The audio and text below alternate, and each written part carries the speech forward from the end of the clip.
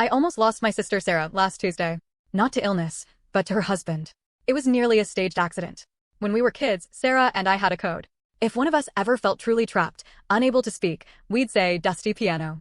It meant help me now, no questions asked, a nod to our parents' old and used piano, always neglected, always dusty. Sarah's husband, Mark, has always been controlling. Lately, it felt darker.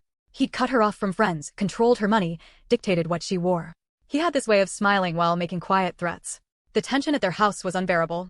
She tried to leave him once, but he threatened to ruin her career, spread vicious lies. Last Tuesday, we were at my parents' house for dinner. Mark was there, acting charming, but Sarah looked pale, almost hollow. We were all laughing, talking about vacation plans. Mark kept glancing at her, a possessive glint in his eyes. Dad mentioned Sarah's car needed a service.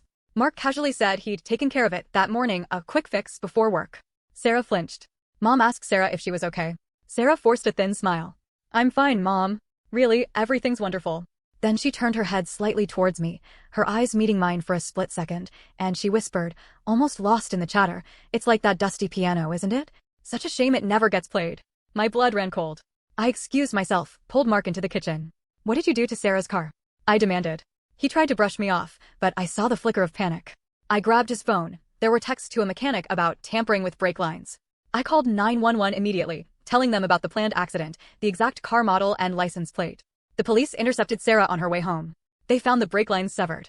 Sarah was safe. She's finally out of it, but that single phrase, "dusty piano," it still gives me chills.